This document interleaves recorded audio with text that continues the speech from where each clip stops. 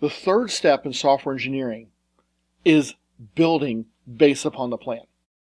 And if you want to make sure you arrive on time and on budget, or maybe even under budget, one thing you have to do is make sure you don't needlessly deviate from the plan. Because deviating from that plan is one way you are surely going to fail on your project. On the other hand, you also have to know when is your plan not working and when do you need to make changes. A clear vision is key to success. Make sure you don't get in the way of it. That is things like scope creep. Now you might be asking, what is scope creep? Well, scope creep is minor little changes to the plan. And the thing is, no one little change is going to set a project behind. But scope creep is often like death from 1,000 paper cuts. It's this little change, and this little change, and this little change, and then all of a sudden you've got hundreds of these little changes, and you are weeks, if not months behind schedule. You are thousands, if not in some cases, millions of dollars over budget. Now, a good project manager is going to help keep that from happening. A good example of this comes from the gaming world. There's a game out there called Duke Nukem. Now, early on, it was one of the first successful computer games. The original version was a side scroller that you played because that's all the computers could handle. And it was released under what we call the shareware system. That was, you got the first couple game levels for free. You could freely share that, and they encouraged you to make copies and share those first few levels. Then, if you wanted the additional levels, you would go and pay the developer for them. This made this game very successful. And they came out with a new version, and then another version. They wanted to come out with a true 3D version. The problem was the guy who was running that system, the original developer, had such grandiose plans, he kept on adding to it. And then a new system or a new tool would come out and go, oh, we got to incorporate that. I believe they started over 3 different times trying to make sure that they were going to be on the absolute cutting edge, doing everything his vision truly encompassed. After nearly 10 years of development, the project was finally canceled because they had completely run out of money and the company went bankrupt. That was highly unfortunate. It was a sad chapter and the end of a very promising title that started off 15, maybe 20 years earlier.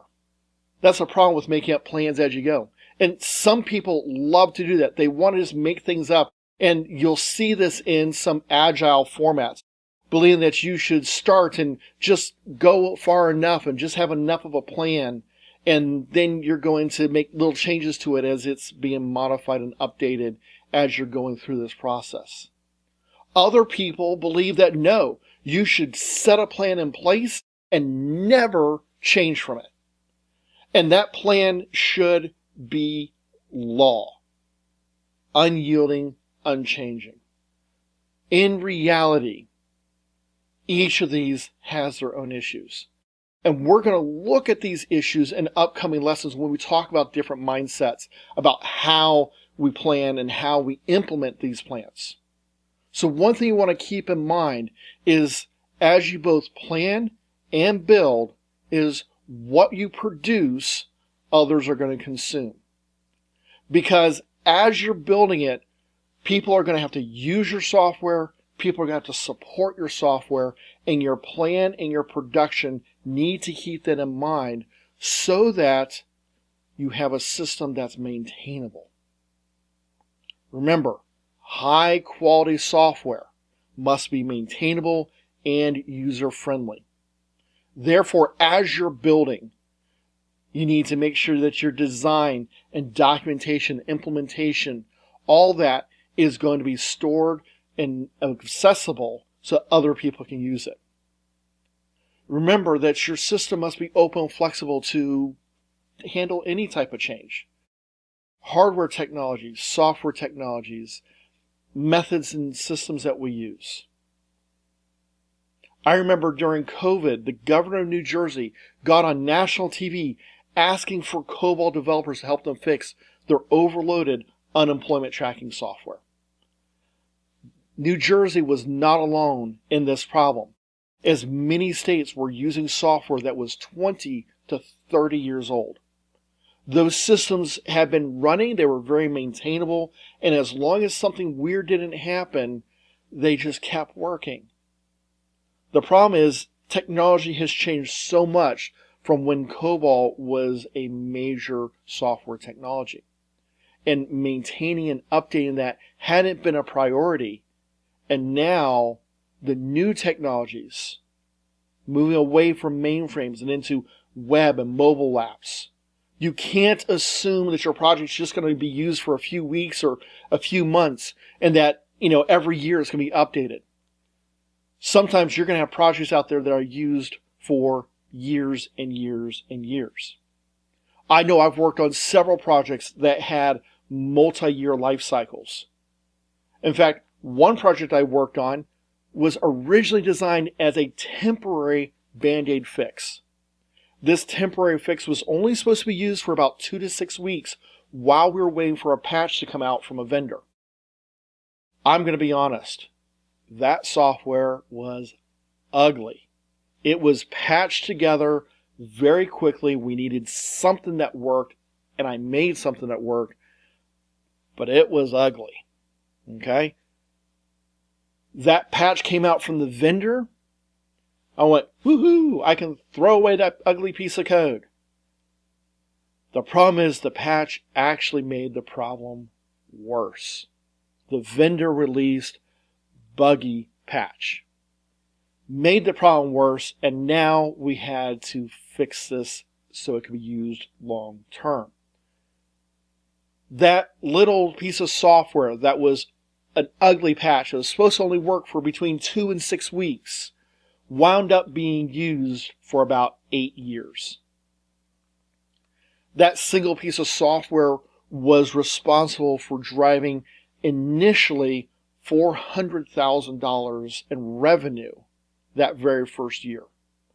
It wound up going up to between $600,000 and $700,000 of revenue before it was officially retired and they moved off of that vendor software, and that software that I created was no longer necessary. That software was used for more years than weeks of what it was originally intended to. Now, the good news is over time I went back and I rewrote and I cleaned up and I made it so it was high quality software. It wasn't initially, but it was when we got done with it. And that's because it was being used so much.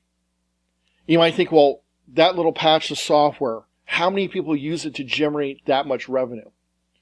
Would you believe it had a client base of one person?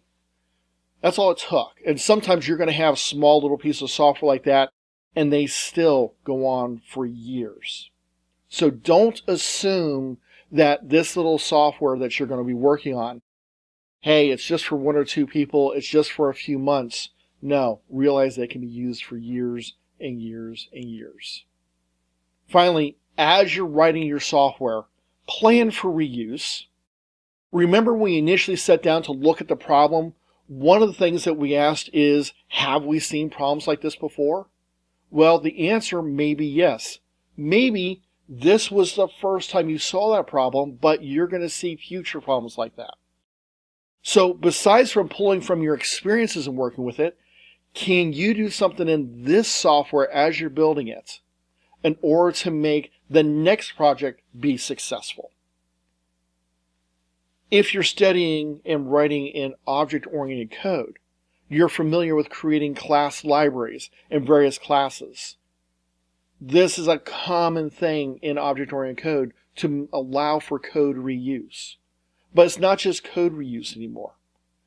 We have a wide variety of libraries and frameworks that can affect anything from front-end web design to back-end coding, using databases and other forms to store long-term information. These are all very valuable tools, and the more that we see, the more we can build our repertoire, the better. A couple of places I worked, I started building libraries of tools that I used. And so as I built something, I said, ooh, this could be used again. Let me go over here and put this into my repertoire. Oh, let me go and take this. I can use this again.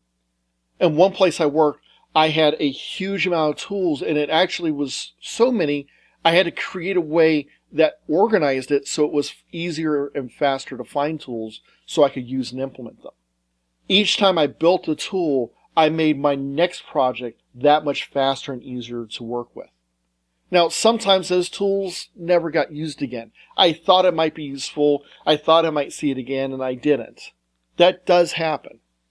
However, most of the time, I was correct, and I saw these experiences as not just an experience to put inside my head, but I saw it as something I could put into code or into practice and use it again and again and again in future projects. So each project I worked on going forward became easier, faster, and better.